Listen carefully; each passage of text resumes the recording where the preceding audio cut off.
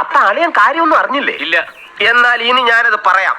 ചെകുത്താൻ എന്ന വിളിപ്പേരുള്ള യൂട്യൂബർ അജു അലക്സിനെ കഴിഞ്ഞ ദിവസം ഇടപ്പള്ളിയിൽ വെച്ച് ഒരു സംഘം ആളുകൾ മർദ്ദിച്ചു. ഇന്നും കിട്ടിയില്ലേ? എന്തായിരുന്നു വിഷയം? നീ മോഹൻലാലിനെതിരെ വീഡിയോ ഇടുന്ന ആളുകളല്ലേ അല്ലേ എന്നൊക്കെ പറഞ്ഞുകൊണ്ടായിരുന്നു മർദ്ദനം. ഈ കിട്ടുന്നതിലേക്ക് എനിക്ക് സന്തോഷമേ ഉള്ളൂ. ഇനിയും കിട്ടാൻ വേണ്ടി ഞാൻ പ്രാർത്ഥിക്കാം. ഈ യൂട്യൂബർ ആയിട്ടുള്ള ചെകുത്താൻ എന്ന് വിളിക്കുന്ന അജു അലക്സിന്റെ ഒരു പുതിയ കാര്യമല്ല ഇത്തരത്തിൽ ഈ നടന്മാർക്ക് നേരെയൊക്കെ ഇങ്ങനെയുള്ള പരാമർശങ്ങൾ നടത്തുന്നത്. ഇതിനു മുൻപും ഉണ്ടായിട്ടുണ്ട്. നീ എന്തിനാണ് റോട്ടിൽ കൂടെ പോണ ഏണിയൊക്കെ പിടിക്കണത്? നാട്ടുകാരെ കൊണ്ട് പറയിപ്പിക്കാൻ വേണ്ടിയിട്ട്. ഇപ്പോൾ ഇയാളെ ആക്രമിച്ചത് ആരാണ് എന്നതിൽ എന്തെങ്കിലും സൂചനയുണ്ടോ?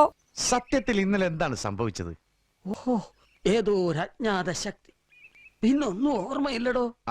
അടുത്തോട്ട് വരുന്നു, മോഹൻലാലിനെ പറ്റി വീഡിയോ ഇടുന്നതിനല്ലേ എന്നൊക്കെ പറഞ്ഞ് ഉന്തുന്നു. അങ്ങനെ ഒരു അടി ഉണ്ടാക്കാൻ പറ്റുന്ന രീതിയിൽ ഇടപെടുന്നു. എന്നിട്ട് പിന്നെ കൂട്ടുകാരൊക്കെ അപ്പുറത്ത് ഇപ്പുറത്തൊക്കെ നിൽപ്പുണ്ടാകുന്നു. അവരെയൊക്കെ വിളിച്ചു വരുത്തി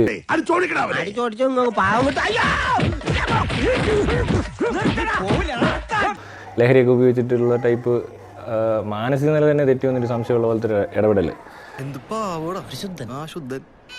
ആ സൈഡിൽ കൂടെ ആണോ എവിടെ നിന്നാണോ വന്നതെന്ന് അറിയത്തില്ല. ഒറ്റ ഇടി.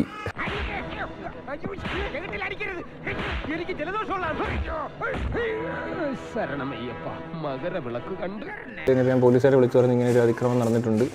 അപ്പോൾ അവർ വരാമെന്ന് പറഞ്ഞു. പക്ഷേ വന്നില്ല.